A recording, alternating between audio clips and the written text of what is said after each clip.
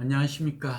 저는 한양대 부동산융합대학원 특임 교수로 있는 고종환 한국자산관리연구원장입니다. 고종환 TV를 많이 기다리는 분들도 많고 또 도움도 많이 받았다는 얘기를 듣는데, 제가 송구한 점은 자주 좀 출연과 이렇게 녹화를 못해서 여러분을 자주 찾아뵙지 못한 점은 몹시 죄송하다는 생각이 듭니다. 앞으로는 조금 더 자주 뵙고, 그 다음에 시장의 흐름의 변화나 또 전망, 또 투자 전략 이런 것들을 가급적 자주 함께 공유하기를 희망을 합니다.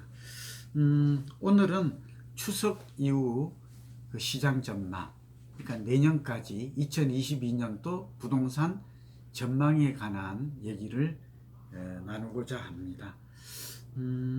우선 그 결론부터 말씀을 드리면, 내년도까지 부동산 경기는 주택시장 위주로 말씀을 드리면 상승할 가능성, 확률이 높습니다. 그렇게 보는 이유는 이 부동산 경제학, 도시경제학, 공간경제학이라고도 하죠. 제가 전공으로 하고 있는 부동산 경제학의 이론에 따르면 부동산 경기를 예측하는 요인, 이걸 영향 요인이라고도 하고 변수라고도 하고 핵심 요인이라고 말하는데, 이게 한 대여섯 가지가 있습니다.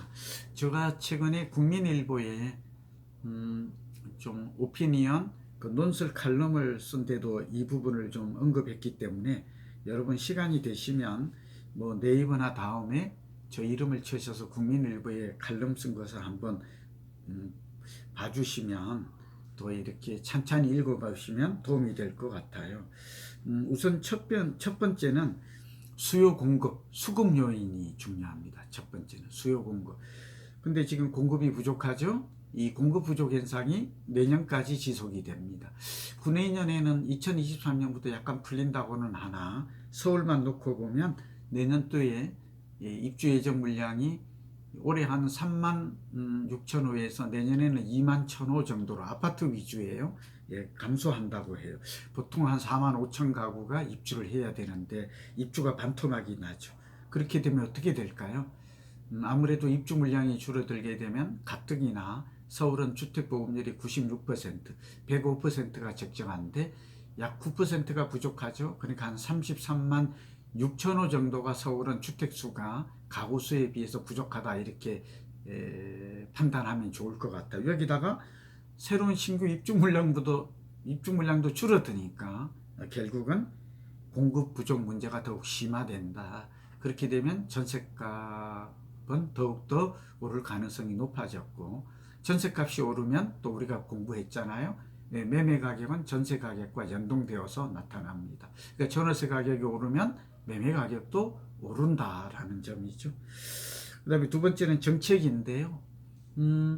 이 정책도 이 작년 2사 대책, 8사 대책과 이제 올 2사 대책에서 많이 공급 대책으로 이제 정책 기조가 전환되었다라는 점은 우리가 알고 있죠. 그럼에도 불구하고 서울의 재건축 재개발이 활성화되기에는 안전진단을 강화한다든지, 재건축 초과이익 부담금 제도가 있고, 또 여기에 따른 공공채납, 공공기여금의 환수, 이런 것 때문에 사실은 정책도 상기 신도시나 이런 부분을 제외하고는 특별하게 단기간에 공급이 일어나기는 좀 어려울 것으로 보여요.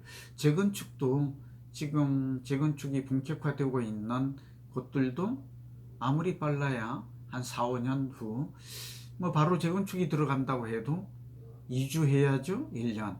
공사 한 2년 해야죠. 그럼 최소 한 3, 4년은 걸리는 거예요. 상기 신도시도 어때요? 빨라야 2028년, 2026년, 말을 잘못했습니다. 5년, 6년 이후에야 입주가 일어나기 때문에 이것도 장기간 물량 공백 기간이 발생할 수 있죠.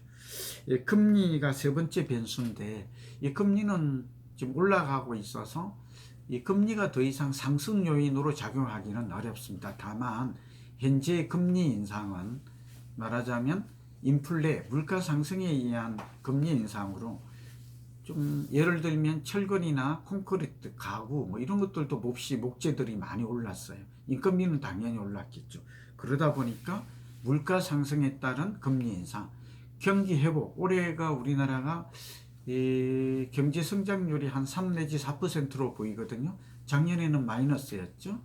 이 기저 효과라고 해서 경기가 회복될 때 완만한 물가 상승에 의한 금리 인상은 부동산 시장에 그렇게 하락 요인으로 작용한 과거의 사례도 드물었고, 뭐 크게 상승 요인은 아니지만 금리 인상으로 인한 하락을 기대하기도 어려운 상황이에요. 네 번째가 유동성이죠. 지금 가계부채도 거의 2,000조에 가깝고 1,800조가 훨씬 넘어섰죠. 시중에 풀린 자금도 한 3,200조나 됩니다. 이 돈들이 결국은 자산시장 외에 뭐 생산 쪽으로 가면 좋은데 그렇지 못해요.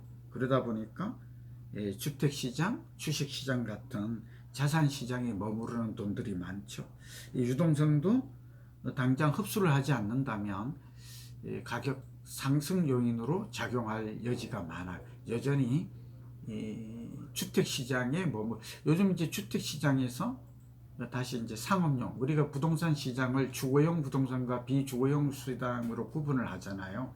근데 이제 주거용 시장이 너무 과열되니까 또 거품 얘기도 나오니까 우려도 제기되고 있죠. 징후도 보이는 것도 사실이고 그 얘기도 하겠습니다.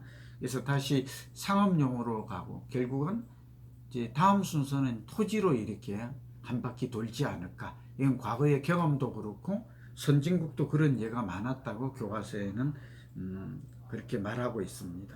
심리인데요. 이 부동산 심리는 두 가지를 의미해요. 하나는 공인중개사를 비롯해서 현장 또 저 같은 전문가들을 조사를 하는 거죠. 앞으로 더 오를까요? 내릴까요?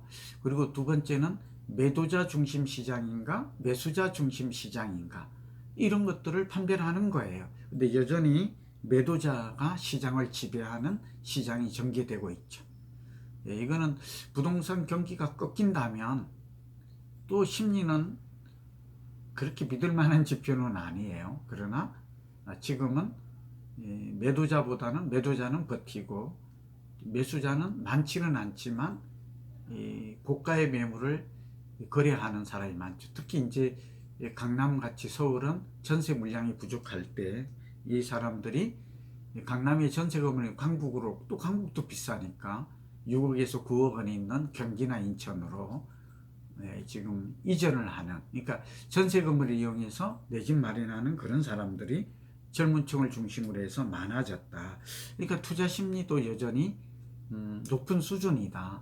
그리고 시장은 흰개룩이라고 그러잖아요. 매도자가 시장 가격을 지배하는 또는 결정하는 그런 현상이 벌어지고 있다.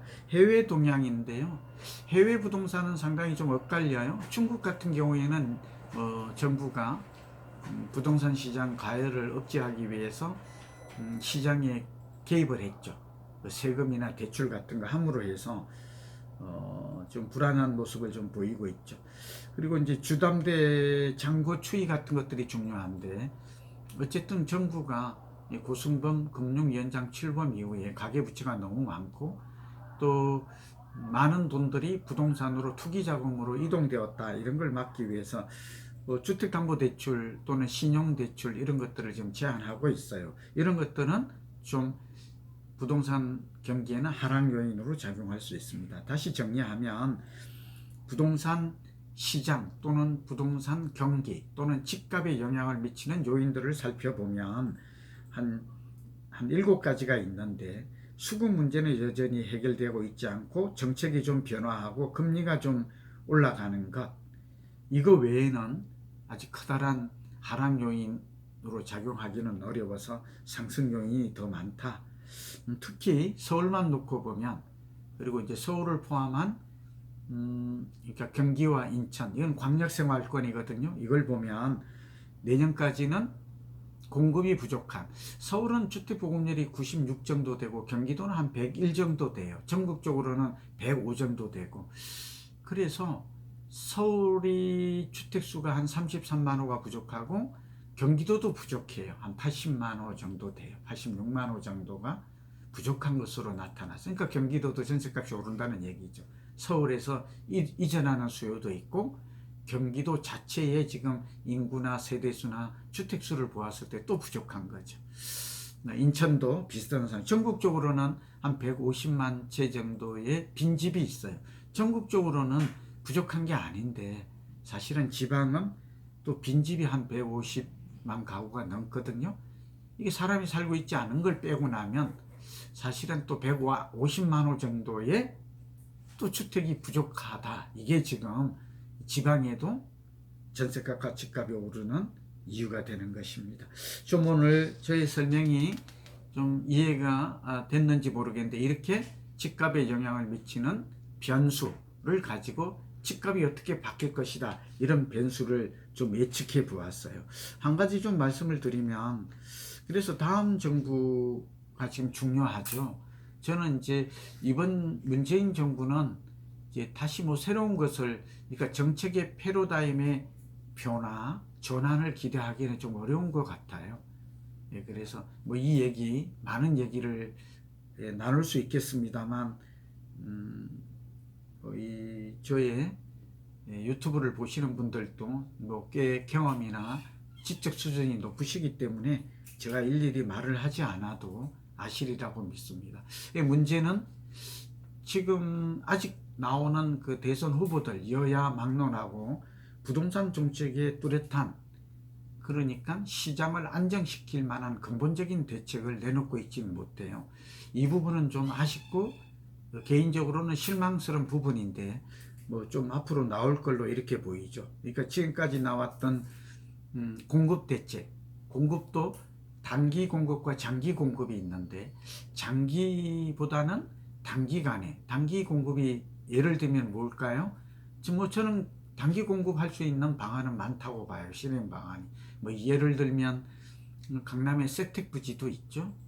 또 양재 터미널 민간이 보유하고 있지만 여긴 주택을 지었을 때 초고층으로 인프라가 잘 되어 있잖아요. 또 목동에도 서부 터미널이 있고요. 저는 개인적으로 용산의 민족공원에도 한 86만 평 되니까 한 3분의 1 정도는 우리가 신혼부부나 여기는 이제 정말 신혼부부나 자녀가 있는 이런 사람들에게 분양을 해주면 좋거든요. 소형 초고층으로 지어서 뭐 이거는 외국에도 이런 사례가 많아요. 그리고 이제 한강 그리고 그린벨트도 있고 한강에도 저는 성남 비행장 뭐 이낙연 후보도 그렇게 말했는데 저도 뭐 민주당의 특위에 가서도 그런 이제 김포공항보다는 성남 비행장이 그 활용도가 낮잖아요. 그리고 주변에 땅까지 합하면 그린벨트까지 합하면 이제 범강남권이 되잖아요. 판교보다도 더 위치가 좋아요. 100만 평이니까 여의도보다 면적이 넓으니까 꽤 많은 제가 볼 때는 한 5만 가구 정도는 나올 수도 있어요. 예, 이러한 많은 물량을 할 수 있는 길들이 굉장히 많죠. 또 여기다가 재개발도 있고요. 말하면서까지 뭐 너무 많아서 그런데요. 할 수 있는 것들은 참으로 찾아보면 많다. 그리고 선진국 같은 경우에는 싱가포르나 영국 그다음에 독일 모델은 굉장히 우리에게 참고할 만해요. 제가 잠깐 말씀드리면 싱가포르 같은 경우에는 뭐 결혼하면 집을 하나 준다고 하잖아요. 그래서 주택 보급률이 공공주택이죠. 거의 90%예요. 내 집을. 그러니까 내 집을 가지고 있는 사람들이 90%니까 우리만 전세가 있지만 전월세 가격이 뭐 오른다든지 집값이 오른다고 해서 그 자국민은 고통받는 사람이 거의 없어요. 집을 다 한 번은 주니까요. 우리도 그렇게 되면 되지 않을까요? 막 자가 뭐 공공주택이니 뭐 지분형이니 왜 이렇게 복잡한 말을 쓰는 걸까요? 완전한 자가가 우리의 주거 본능 아니에요? 그리고 영국 같은 경우에는 젊은 사람이 집을 사면 80% 대출을 해줍니다. 막 이름을 이상하게 막 이게 중요하지가 않아요. 이 집을 가지고 싶은 사람에게는 집을 가질 수 있도록 주택금융이 활성화되어 있거든요. 그 대신 열심히 일해서 장기 저리 대출을 갖고 나면 60세 이후에는 또 은퇴를 해서 주택연금으로 자연스럽게 노후 준비까지 연결이 되는. 그러니까 주택은 주거 기능도 하고 자산 기능도 하죠. 그리고 노후의 연금 기능도 하는 거예요. 이렇게 좋은 제도가 참 많은데 우리는 왜 이런 일을 하지 않을까? 그리고 독일 같은 경우는 공공임대주택이나 바우처 제도가 잘 되어 있어서 젊은이들은 주거 문제로 고민하는 경우는 없죠. 한마디로 수요자 맞춤형 공급 대책. 우리도 이런 것들은 얼마든지 할 수 있어요. 땅이 없다 이런 것들은 옳은 말이 아니에요. 돈도 너무 많아요. 3,200조라는 돈이 넘쳐나는데 왜 돈이 없어요? 그러니까 얼마든지 할 수 있다.